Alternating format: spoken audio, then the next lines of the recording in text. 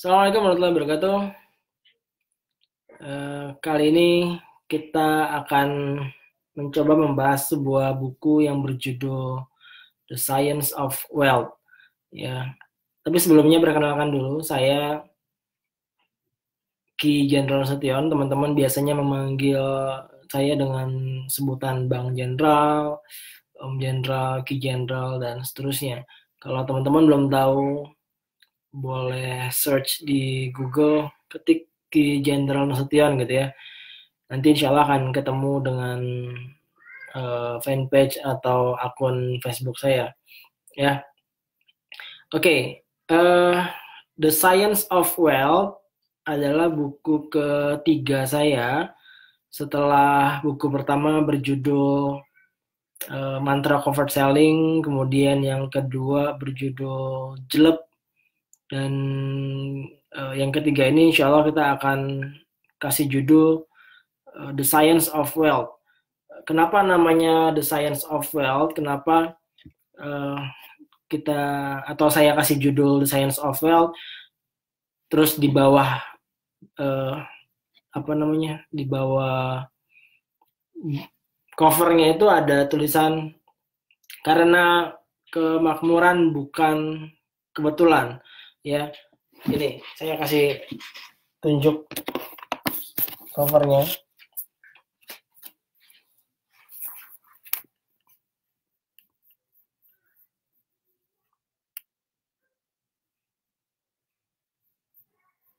Oke. Nah ini, oke ini covernya The Science of Wealth. Ya. Oke. Nah, ini kelihatan ya. Oke, di bawah judulnya itu ada tulisan karena kemakmuran bukan kebetulan. Ya.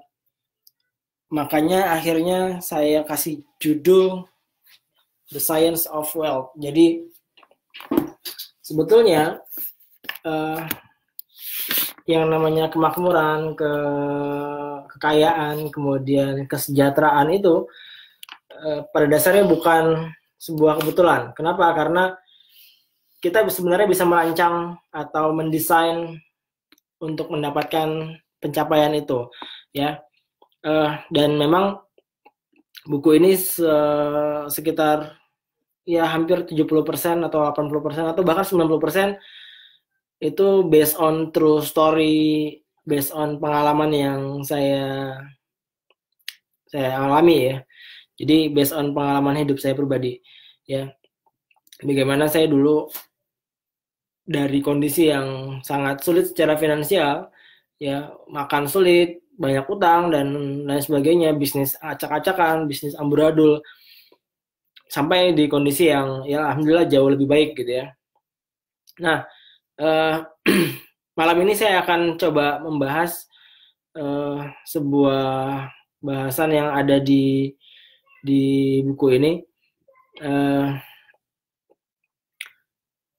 Principles of Money. Jadi sebenarnya banyak teman-teman.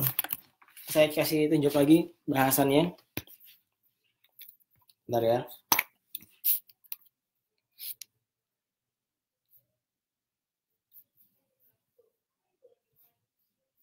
Oke. Jadi sebenarnya ada banyak bahasan di buku ini. Oke, nah ini outline bukunya. Yang mana ya? Nah, ini hub. Nah, outline bukunya ada Lauh Mahfuz dan Takdir, kemudian bahasan tentang Sunatullah dan Syariatullah, ring 1 itu tentang bagaimana kita bisa mendesain lingkungan seperti apa yang perlu kita miliki, karena yang namanya lingkungan itu syarat terpenting ya, salah satu syarat terpenting untuk meningkatkan penghasilan gitu ya, karena ya begitulah luar biasa efeknya ring 1 itu. Jadi ring 1 itu lingkaran terdekat kita yang akan mempengaruhi cara berpikir kita, cara bertindak kita, kemudian mempengaruhi macam-macam lah. Oke. Kemudian ada mendesain outcome.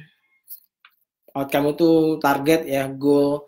Kemudian ada bahasan tentang yang kaya semakin kaya, yang miskin semakin miskin. Nah, ini tadi pagi saya bikin postingan tentang ini. Kemudian ada bahasan juga tentang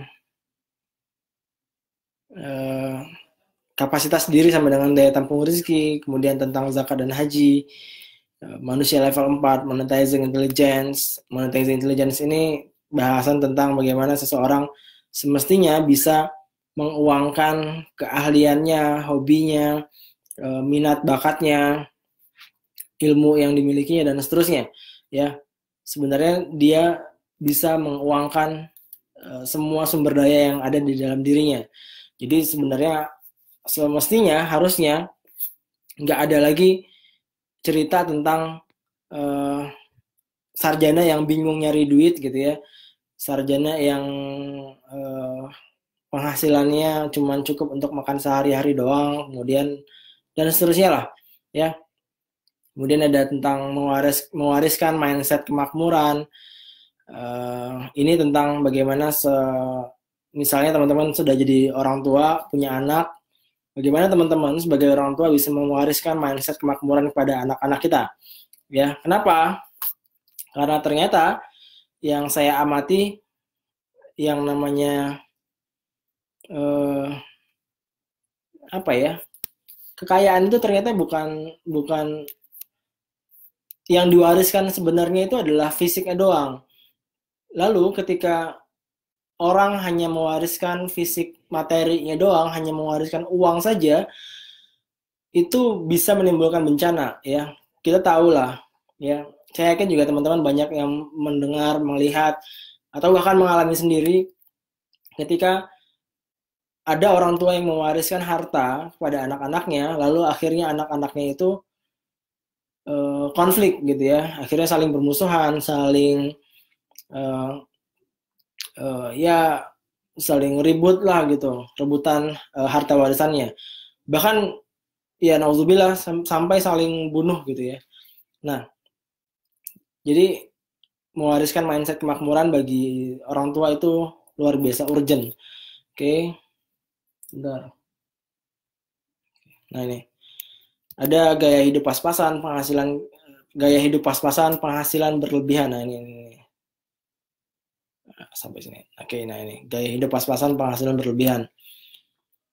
Kemudian ada kerja keras versus kerja gigih. Jangan berhemat. Siapa tulang punggungnya? Biar banyak asal halal dan berkah.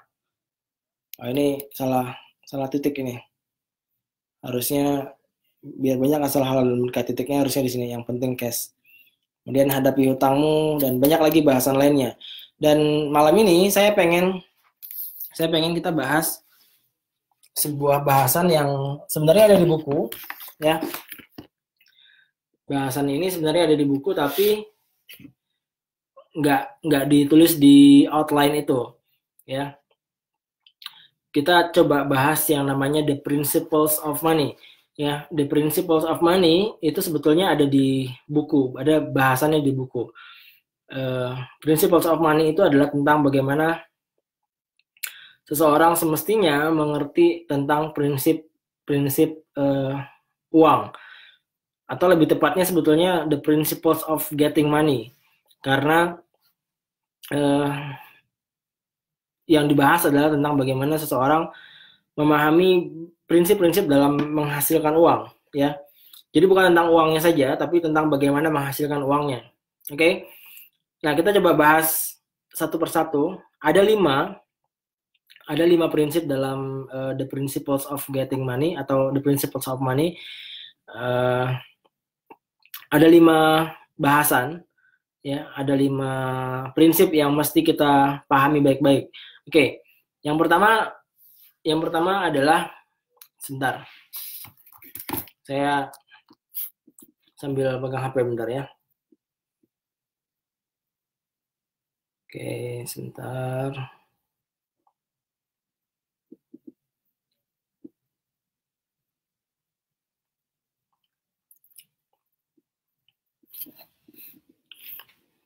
Oke, prinsip pertama itu berbunyi default rezeki itu dia unpredictable. Lalu karena dia unpredictable, maka dia berpotensi untuk menjadi unlimited. Oke, ya, karena rezeki itu unpredictable, maka dia berpotensi untuk menjadi unlimited. Unpredictable itu apa? Unpredictable itu adalah nggak bisa diprediksi, ya, nggak bisa diprediksi. Jadi mungkin teman-teman akrab dengan ayat وَمَنْ يَتَّقِ اللَّهَ يَجْعَلْ لَهُ مَخْرَجًا وَيَرْزُقْهُ مِنْ حَيْثُ لَا يَحْتَسِبُ. Ya, ayat ini ayat yang menjelaskan tentang konsep rezeki yang unpredictable sebetulnya. Unpredictable itu nggak bisa diduga, nggak bisa disangka sumber kehadirannya, ya, arah datangnya itu semestinya nggak bisa diduga, jadi nggak bisa diprediksi, ya. Karena arah datangnya nggak bisa diprediksi, maka dia berpotensi atau dia punya peluang untuk menjadi unlimited, nggak terbatas, ya. Ya, kita nggak bisa tahu arah datangnya, otomatis efeknya adalah jumlahnya jadi nggak bisa diduga berapa banyaknya, ya. Makanya saya sering nyeletuk gitu, ya. Menantu yang terbaik itu adalah menantu yang nggak jelas penghasilannya, ya, nggak jelas penghasilannya. Kenapa? Karena hari ini dia bisa dapat 100 juta, besok dia bisa dapat 200 juta, bulan depan dia bisa dapat 300 juta dan seterusnya, ya. Nggak jelas penghasilannya karena ya dia memenuhi prinsip unpredictable tadi. Sumber penghasilannya nggak bisa diduga, otomatis jumlahnya jadi nggak terbatas. Oke, nah, bentar.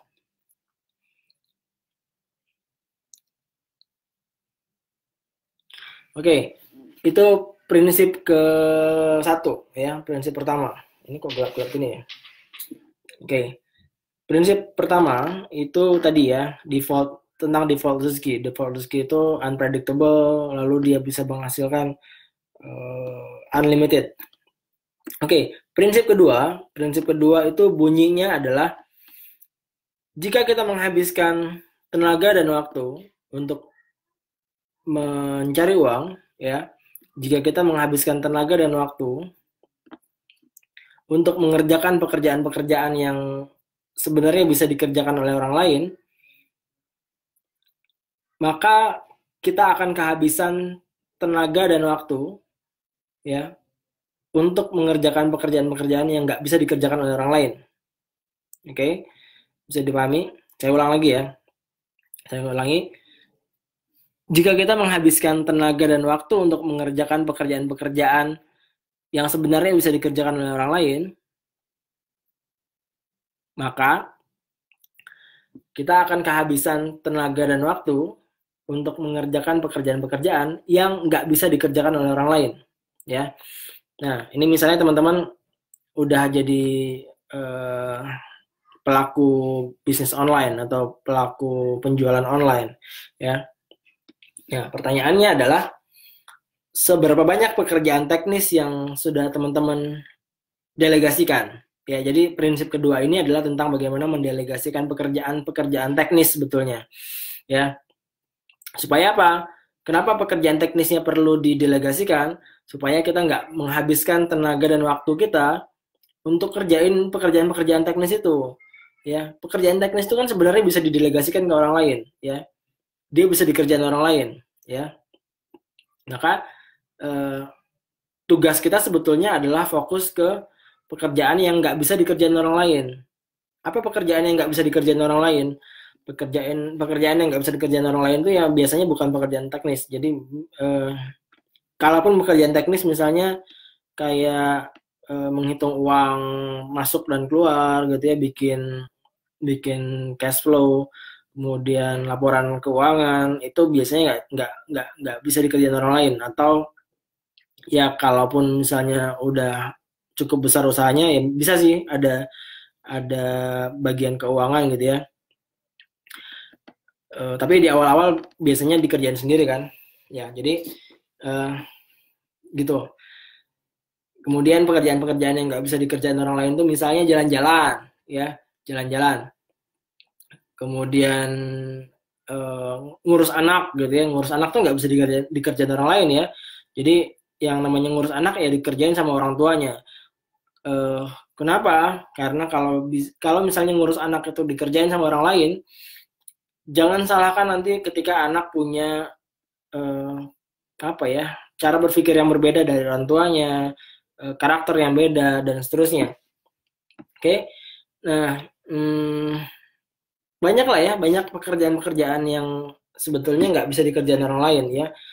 Datang ke pengajian, baca buku, itu nggak bisa dikerjain orang lain. Dan ketika kita udah menghabiskan tenaga dan waktu kita untuk ngerjain pekerjaan-pekerjaan teknis, ya, yang bisa dikerjain orang lain, yang notabene bisa dikerjain orang lain, maka kita pasti kehabisan tenaga dan waktu untuk ngerjain pekerjaan-pekerjaan yang nggak bisa dikerjain orang lain itu, ya. Kita jadi nggak bisa udah kecapean gitu ya, nggak bisa datang ke pengajian lagi, udah nggak bisa baca buku lagi karena udah kecapean, nggak sempat lagi nonton film ya, nggak sempat lagi jalan-jalan, kan nggak mungkin ya, karena kita udah kehabisan tenaga dan waktu, udah nggak sempat lagi, lalu kita bilang ke tetangga kita misalnya, saya nggak sempat jalan-jalan nih, ini saya beliin tiketnya, kamu aja yang jalan-jalan gitu ya, saya wakilkan gitu, nggak mungkin ya. Jadi ya jalan-jalan itu ya kerjaan yang nggak bisa dikerjain orang lain, jadi ya emang harus kita yang ngerjain ya. Jadi ketika kita bisa mendelegasikan pekerjaan-pekerjaan teknis, maka pekerjaan-pekerjaan non teknisnya bisa kita kerjakan dengan maksimal. Itu prinsip kedua ya. Sebentar.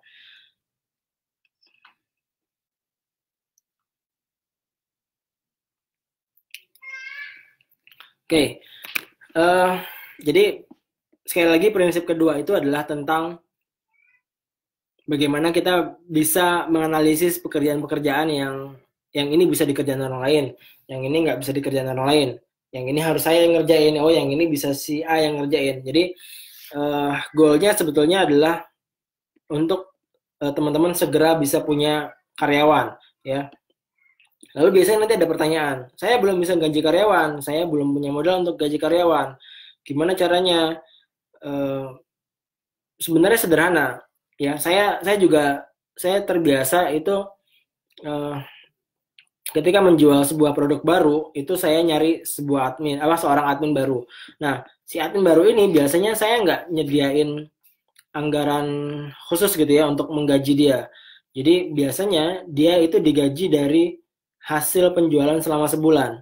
Jadi dia kerja nih tanggal 1 ya. Lalu kan nanti dia gajian tanggal 1 lagi ya.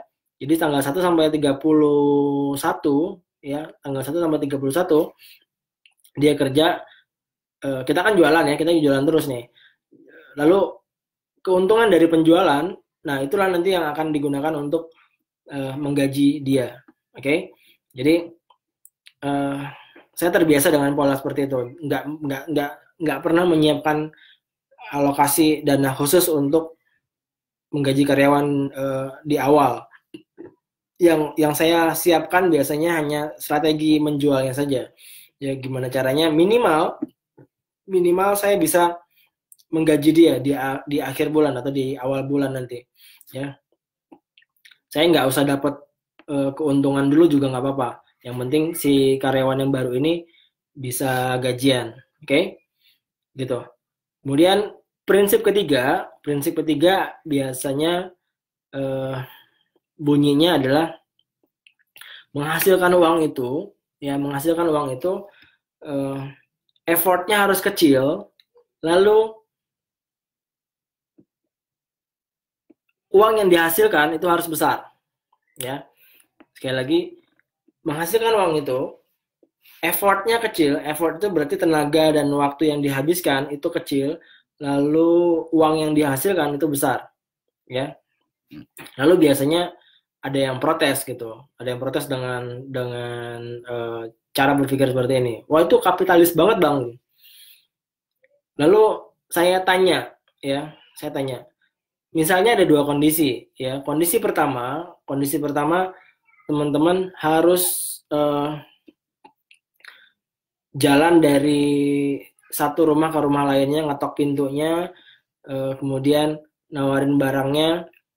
Kemudian kalau misalnya hujan kena hujan. Ini sambil bawa-bawa barang ya. Kalau panas kepanasan, kemudian nanti kalaupun misalnya ada yang mau beli, dia minta nyicil gitu ya, ngutang dulu. Kemudian untungnya juga cuman ya 25-30 ribu gitu ya. Itu kondisi pertama.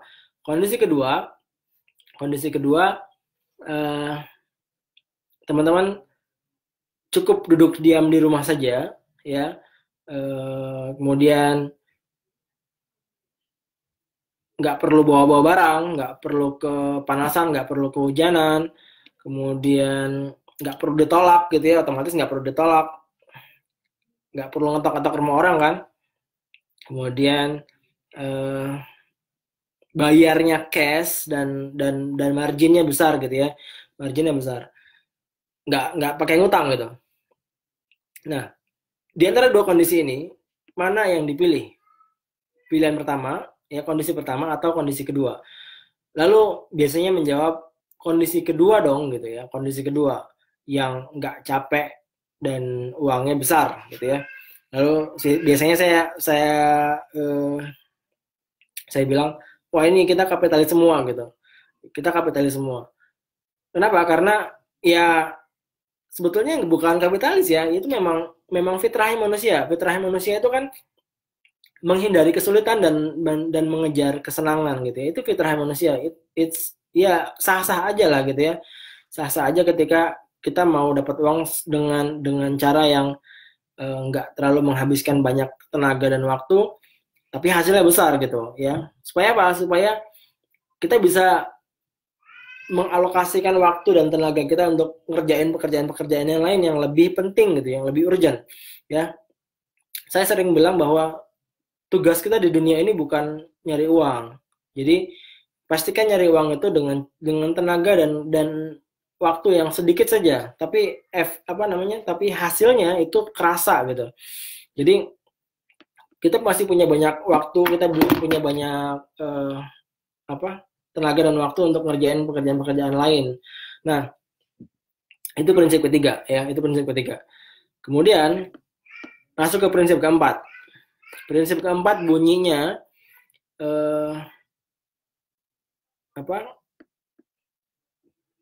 wealth is science ya, wealth is science ya, mirip kayak judul buku ini, Science of Wealth.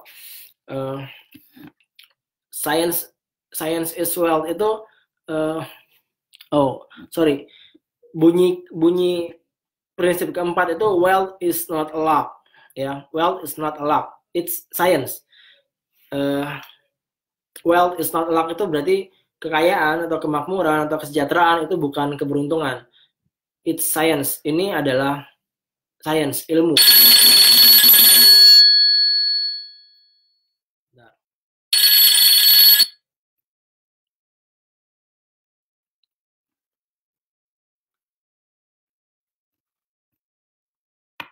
Oke. Sorry. Jadi prinsip keempat itu bunyinya kayak gitu. Kenapa saya bilang wealth is not a luck? Jadi wealth itu bukan keberuntungan, bukan kebetulan gitu ya. It's science. Ini science. Nah, kenapa saya bilang begitu? Karena ternyata memang begitulah begitulah ya defaultnya memang kayak gitu. Yang namanya wealth itu memang bukan sebuah kebetulan. Kenapa? Karena kalau kita melihat, saya yakin teman-teman banyak baca sejarah para sahabat Rasulullah gitu ya. Mungkin pernah dengar yang namanya Abdurrahman bin Auf ya. Saya pengen cerita sedikit tentang Abdurrahman bin Auf ya. Jadi yang namanya Abdurrahman bin Auf itu, beliau itu dilahirkan dari keluarga bangsawan ya, memang orang tuanya adalah orang kaya raya di Mekah. Lalu beliau mewarisi bisnis orang tuanya, kemudian beliau menjalankan bisnis itu di Mekah. Lalu ya beliau sudah memang jadi orang kaya di Mekah gitu ya. Lalu ketika beliau hijrah ke Madinah, itu ditahan hartanya. Jadi kaum muslimin itu boleh hijrah ke Madinah kalau nggak bawa apa-apa, ya, termasuk Abdurrahman bin Auf, ya. Abdurrahman bin Auf, kata orang kafir Quraisy yang menjaga pintu perbatasan, kamu boleh pergi, tapi tinggalkan semua hartamu di Mekah, di kota ini. Lalu ya akhirnya Abdurrahman bin Auf hijrah tanpa membawa apapun gitu ya, cuman bawa bekal seadanya saja. Saya juga nggak tahu pasti berapa uang yang dibawanya. Akhirnya sampai di Madinah. Lalu di Madinah itu kan setiap kaum muhajirin itu dipersaudarakan sama kaum ansar, ya. Lalu Abdurrahman bin Auf itu dikenalin sama yang namanya Sa'ad bin Rabi'ah. Sa'ad bin Rabi'ah itu adalah salah seorang konglomerat di Madinah, orang paling kaya di Madinah. Lalu kata Sa'ad bin Rabi'ah, bunyinya kira-kira gini, saya punya banyak harta, lalu saya juga punya 2 orang istri. Kalau kamu mau, saya akan berikan separuh dari harta saya, dan saya akan ceraikan 1 istri saya kalau kamu mau. Setelah habis masa idahnya kamu boleh nikahi, ya. Nah, ini penawaran menarik dari Sa'ad bin Rabi'ah kepada Abdurrahman bin Auf. Penawaran modal terutama, ya, karena Abdurrahman bin Auf itu nggak bawa apa-apa ke Madinah. Lalu ya logikanya kalau misalnya orang ditawarin banyak harta kayak gitu, mau lah ya gitu ya, apalagi dalam kondisi nggak punya apa-apa. Jadi minimal untuk modal bisnis gitu, modal usaha. Tapi apa yang terjadi? Apa yang dikatakan Abdurrahman bin Auf kepada Sa'ad bin Rabi'ah? Ini percakapan paling fenomenal sepanjang masa gitu ya. Jawaban Abdurrahman bin Auf itu menunjukkan gentleman sejati gitu. Jawabannya adalah, semoga Allah memberkahi hartamu dan keluargamu. Tunjukkan saja saya di mana pasar kalian. Lalu akhirnya Abdurrahman bin Auf ditunjukkan pasar Koinoko namanya. Pasar Koinoko itu pasar di Madinah yang ya mungkin yang terbesar gitu ya. Lalu singkat cerita, dalam waktu singkat Abdurrahman bin Auf itu sudah menguasai pasar gitu ya, bukan jadi preman ya, tapi jadi market leader gitu. Jadi market leader. Dia sudah jadi pusat perputaran uang di pasar itu. Jadi yang paling gede, yang paling dominan perputaran uangnya itu di Abdurrahman bin Auf. Lalu dalam waktu singkat juga kekayaannya sudah kembali. Kekayaan yang kaya ditinggal dulu di Mekah itu sudah kembali lagi seperti semula. Nah, pertanyaannya sederhana, kenapa bisa semudah itu Abdurrahman bin Auf mengembalikan kekayaannya? Jawabannya adalah karena beliau punya pola dan struktur untuk kaya. Ya, Abdurrahman bin Auf itu sudah pernah kaya di Mekah. Ya, beliau sudah pernah membangun bisnis di Mekah. Jadi ketika pindah ke Madinah, yang beliau lakukan cuma cukup mengulang kembali semua pola yang pernah beliau lakukan di Mekah. Jadi ketika di Madinah, tinggal ulangin aja lagi semua yang pernah dikerjakan di Mekah. Lalu hasilnya akan ya kurang lebih sama dengan yang sebelumnya sudah didapatkan. Jadi saking mudahnya Abdurrahman bin Auf untuk menghasilkan uang, itu sampai beliau nyeletuk gini ya. Andai saya mengangkat sebuah batu, saya pasti menemukan emas di balik batu itu. Ini ungkapan saking gampangnya, saking mudahnya Abdurrahman bin Auf itu menghasilkan uang, ya. Walaupun akhirnya statement ini, ungkapan ini ditegur oleh Rasulullah karena agak bernada sombong gitu ya. Tapi ya begitu faktanya. Faktanya adalah Abdurrahman bin Auf itu sangat mudah menghasilkan uang, ya. Dan nanti di buku Science of Wealth ini saya ada beberapa data tentang berapa berapa puluh ribu dinar atau berapa puluh miliar rupiah yang pernah diinfakkan, harta yang pernah diinfakkan oleh Abdurrahman bin Auf di setiap event perjuangan mereka gitu ya. Nah, itu prinsip keempat. Jadi prinsip keempat itu wealth is not luck, it's science. Jadi sebetulnya wealth itu adalah dia punya pola, dia punya struktur. Jadi tinggal cari, tugas kita tinggal nyari pola dan strukturnya, atau kita mengamati pola yang sudah dilakukan orang, ya, tinggal amati strukturnya, lalu kita tinggal ulangi, ya, apa saja yang mereka lakukan, lalu apa yang mereka nggak lakukan, apa yang boleh dilakukan dan nggak boleh dilakukan, tinggal bikin strukturnya, lalu kita ulangi. Nah, maka insya Allah hasilnya akan sama, karena itu yang sudah dilakukan oleh orang-orang yang secara finansial itu sangat sangat berhasil gitu. Oke. Prinsip kelima itu bunyinya, kita tidak mengejar uang, tapi biarkan uang yang mengejar kita, ya. Ini prinsip kelima yang mesti ada di pikiran kita, bahwa sebagai seorang muslim, sebagai seorang yang beriman, mestinya kita nggak pernah menjadikan harta sebagai satu-satunya tujuan kita. Tujuan kita bukan nyari harta. Tujuan kita bukan mengumpulkan harta. Tujuan kita bukan mengumpulkan uang. Ketika kita bekerja, maka mestinya yang perlu diniatkan adalah bagaimana uang itu bisa datang sendiri ke kita, ya. Karena sebenarnya bisa, ya teman-teman, ya. Sebetulnya kita bisa, bahkan kita diam saja, tidur saja di rumah, itu bisa uang datang sendiri, ya. Nah, yang lucunya, saya pernah mengisi sebuah seminar gitu ya di satu kota, lalu ketika saya menjelaskan bahasan ini tentang sebetulnya kita bisa nggak perlu mengejar uang, biarkan uang yang mengejar kita. Lalu salah satu peserta itu ya semacam komplain gitu ya, dia bilang ya nggak pernah lah kayak gitu, nggak mungkin kayak gitu.